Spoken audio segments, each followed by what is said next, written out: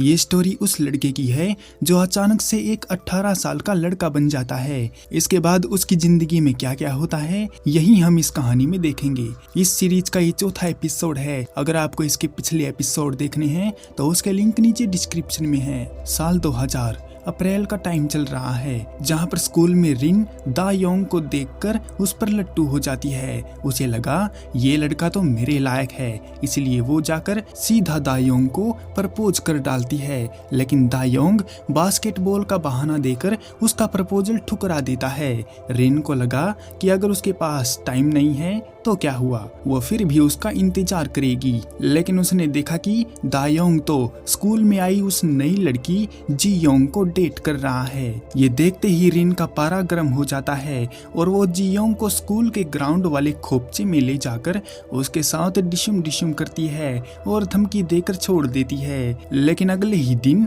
कुछ बदमाश लड़कियां रिन को परेशान कर रही होती हैं। ये देखकर जी योंग उसकी मदद के लिए आगे आती है और उसको बचाकर ले जाती है। यही वो टाइम था जब जी योंग की वो सबसे बड़ी दुश्मन उसकी दोस्त बन गई और अपनी दोस्त के प्यार पर हाथ डालना अच्छी बात नहीं होती। ये सोचकर रिन अपने आप को समझा लेती है और दा योंग से दूरी बना लेती है। इसके 12 साल बाद सारे स्कूल के स्टूडेंट एक दोस्ती वाली मीटिंग करते हैं जिसमें सभी स्टूडेंट एक दूसरे से मिलकर हाय हेलो करते हैं। वो सब एक बार में बैठे होते हैं और काफी लड़कियां अपने स्कूल टाइम के क्रश दा योंग के आने का इंतजार कर रही होती हैं। लेकिन जैसे ही दा योंग वहां पर आता है तो सबके मुंह पर मायूसी छा जाती है क्योंकि उनका चिकना और बास्केटबॉल प्लेयर अब एक अधेड़ उम्र का आदमी बन चुका था और उसके चेहरे पर पहले जैसी चमक भी नहीं बची थी। ये देखकर काफी सारी लड़कियों के दिल टूट जाते हैं। खैर अब क्या ही कर सकते हैं, उम्र तो बढ़ती ही रहती है लेकिन दिल अच्छा होना चाहिए क्योंकि शक्ल सूरत तो बदलती रहती है मगर दिल नहीं बदलता। प्रेजेंट में गुजा और जीहो में लड़ाई हो जाती है क्योंकि गुजा सिया के बारे में उल्टी सीधी बातें कर रहा होता है। फाइट में गुजा जीहो पर भारी पड़ रहा था, इसीलिए उसकी मदद के लिए बीच में युयांग आ जाता है और उसी वक्त वहां पर टीचर भी आ जाते हैं और उन दोनों को अपने ऑफिस में बुलाते हैं। टीचर द्वारा उनको धमकाया जाता है और लड़ाई करने का कारण पूछा जाता है, पर तभी चोई वहां पर आकर इस मामले को रफा दफा करवाता है और उन दोनों को क्लास में भेज देता है। चोई गुजा के पापा को मिलने की बात कहता है क्योंकि उसे बास्केटबॉल टीम में ज्वाइन करवाना है। वहीं जेबीसी के ऑफिस में डायरेक्टर को उन हेट कमेंट के बारे में पता चलता है तो वो जल्दी से मैनेजर हियो को ऑर्डर देते हैं कि वो जियोंग को इस ऑफिस में बिल्कुल भी नहीं देखना चाहता है क्योंकि इससे उनका चैनल डूब जाएगा क्योंकि लोग जियोंग को पसंद नहीं करते। जियोंग को परेशान किया जाता है और फालतू के काम करवाए जाते हैं ताकि वो परेशान होकर जॉब छोड़ दे। लेकिन ये नौकरी जियोंग का सपना है, इसलिए वो बेचारी चुपचाप उनके जुल्म सहती रहती है। जियोंग को अपने बच्चों की चिंता होती है और वो उनकी खैरियत पूछती है। लेकिन स्कूल में उनकी माँ को लेकर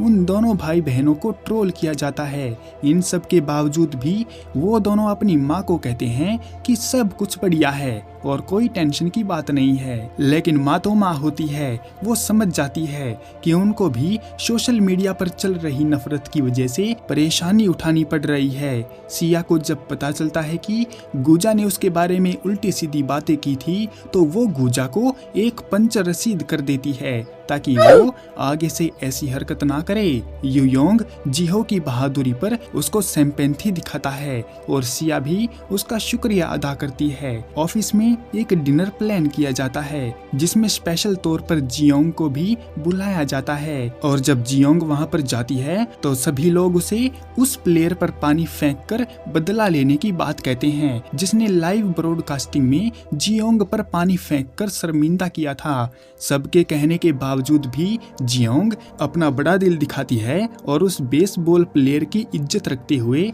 उस पर बस एक बूंद पानी डालती है और मामला खत्म करती है। डिनर पार्टी में डायरेक्टर खूब पैतरे लड़ाता है ताकि जियोंग नौकरी को छोड़ दे, लेकिन जियोंग को इन सब से कोई फर्क नहीं पड़ता। इसके बाद डायरेक्टर यूमी को जीहुन का इंटरव्यू लेने की बात कहता है है, लेकिन जीहुन साफ मना कर देता है।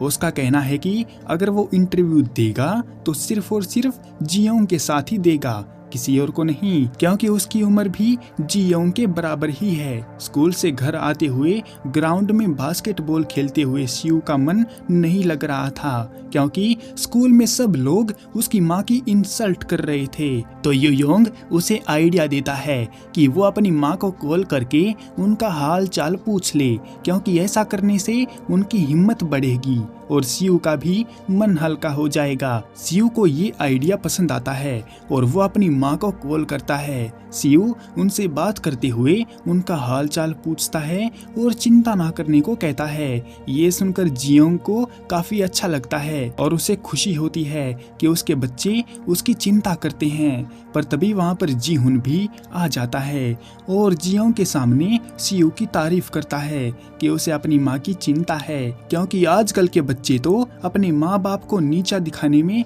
कोई भी कसर नहीं छोड़ते।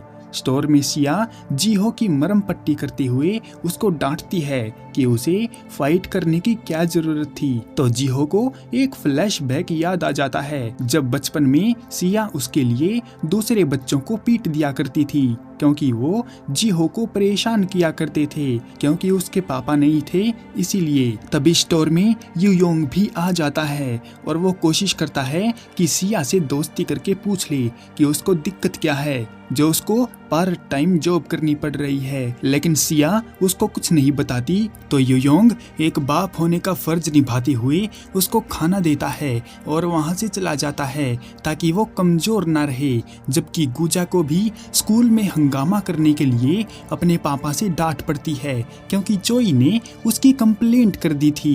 वहीं डिनर पार्टी में डायरेक्टर और उसका साथी दोनों एक नंबर के ठरकी हैं, क्योंकि वो यूमी और एक नई अनाउंसर को परेशान कर रहे थे। पर तभी वहाँ पर जियोंग आ जाती है और उन लड़कियों को दूसरी जगह भेज देती है और खुद उन दोनों ठरकी बुड्ढों को हैंडल करने लगती है। दूर बैठा जीहुन ये सब देख रहा था और उसको काफी अच्छा लगा, क्योंकि मुसीबत के टाइम जियोंग हर किसी की मदद करती है। जीहुन जियोंग से थोड़ा घुलना मिलना चाहता है और इंटरव्यू के बहाने वो जियोंग का नंबर भी ले लेता है। जीहुन को जियोंग काफी पसंद है, क्योंकि वो बिल्कुल वैसी ही लड़की है जैसी जीहुन चाहता है। डिनर पार्टी में लेट हो गया था, इसलिए जियोंग पैदल ही घर जा रही थी, लेकिन रास्ते में उसको तो बदमाश परेशान करने लगते हैं, क्योंकि वो भी सोशल मीडिया पर उसके बारे में जानते हैं। जियोंग काफी कोशिश करती है कि वो उसे परेशान ना करें, लेकिन दोनों ठहरे बदमाश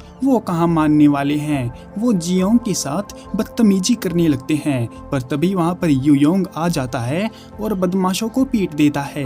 बदमाश हाथापाई की धमकी देकर पुलिस को बुलाने की बात करता है, तो उल्टा जियोंग ही उस पर सेक्सुअल हैरेसमेंट का केस ठोक देने की धमकी देती है। बात सुनकर दोनों बदमाश चुपचाप वहाँ से निकल लेते हैं और जियोंग युयोंग का शुक्रिया अदा करती है, क्योंकि उसने टाइम पर आकर उसको बचा लिया। युयोंग जियोंग को घर छोड़ देता है और उसे सोशल मीडिया पर चल रही बातों पर ध्यान न देने को कहता है, क्योंकि चार लोग तो चार बातें बनाते ही हैं और उनकी सुनकर अपनी जिंदगी थोड़ी ना बदली जाती है। युयोंग उसे अपने काम पर फोकस करने को कहता है और सिया शियो की चिंता भी छोड़ देने को कहता है, क्योंकि वो खुद उनका दोस्त है और उनका हमेशा ख्याल रखेगा। जियोंग को उसकी हर बात उसकी उम्र से बड़ी लगती है और कभी कभी तो उसे लगता है कि युयोंग अपनी उम्र से काफी आगे है, क्योंकि उसकी बातें काफी मैच्योर होती हैं। फिर जियोंग एक टैक्सी करती है और युयोंग को घर भेज देती है।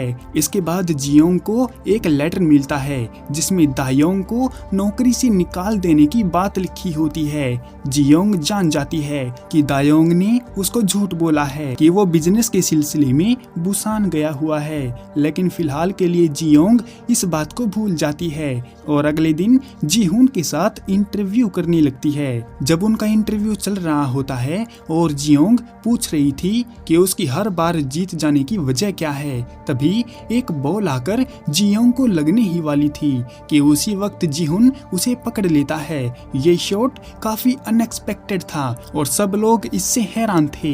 वहीं स्कूल में अचानक से सिया बेहोश होकर गिर पड़ती है। ये देखकर युयोंग जल्दी से उसको अपने कंधे पर उठाता है और भागा भागा हॉस्पिटल ले जाता है। जियोंग का इंटरव्यू भी खत्म हो चुका था और जब उसे सिया के बेहोश होने की बात पता चलती है तो वो घबराई हुई वहाँ से उसी वक्त निकल लेती है। जीहुन पहली बार उसे घबराई हुई देख रहा था। हॉस्पिटल जाकर उन्हें पता चलता है कि सिया इसीलिए बेहोश हुई है क्योंकि वो काफी स्ट्रेस ले रही है। तभी युयोंग बगल वाले बेड पर एक छोटी बच्ची को रोता हुआ देखता है तो उसे एक फ्लैशबैक याद आ जाता है। जब सिया छोटी थी तो उसको चोट लग गई थी।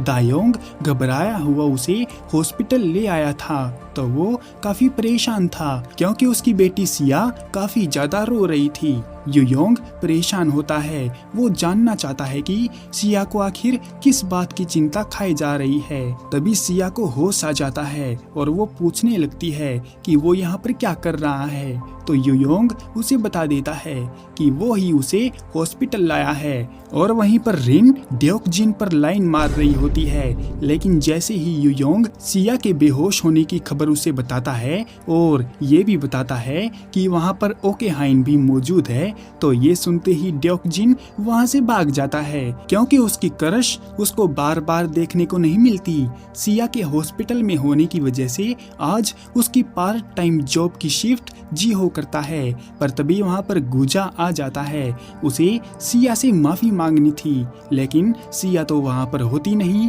इसलिए गुजा बहाना बनाकर वापस चला जाता है।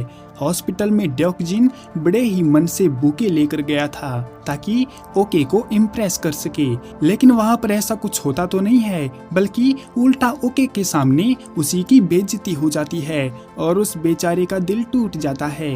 तभी जियोंग भी वहाँ पर आ जाती है और जब उसे पता चलता है कि युयोंग सिया को हॉस्पिटल लेकर आया है तो वो युयोंग का शुक्रिया अदा करती है।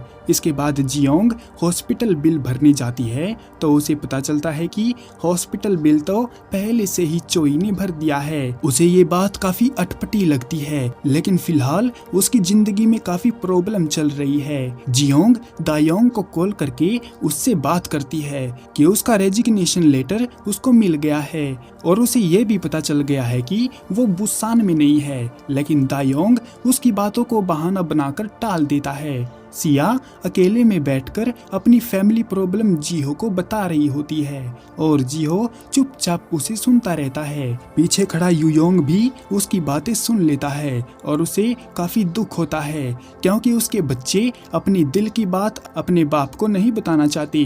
जियोंग ये सोच सोच कर परेशान होती रहती है कि दायोंग झूठ क्यों बोल रहा है। उसे लगता है कि दायोंग उसे धोखा दे रहा है, इसलिए वो अपने डिवोर्स की फाइनल डेट दायोंग को बता देती है। फिर अगले दिन जियोंग कोर्ट में होती है और दायोंग के आने का इंतजार कर रही होती है। अब दायोंग वहां पर कैसे आ सकता है क्योंकि वो तो युयोंग की बॉडी में है, इसीलिए दायोंग वहां पर आ जाता है और कहता है कि मैं ही दायोंग हूँ। फिलहाल के लिए इस एपिसोड को यहीं पर एंड करते हैं। अब क्या होगा, क्या जियोंग को पता चल जाएगा कि जिसको वो बच्चा समझ रही थी वो उसका हस्बैंड है? ये तो हम आने वाले एपिसोड में देखेंगे।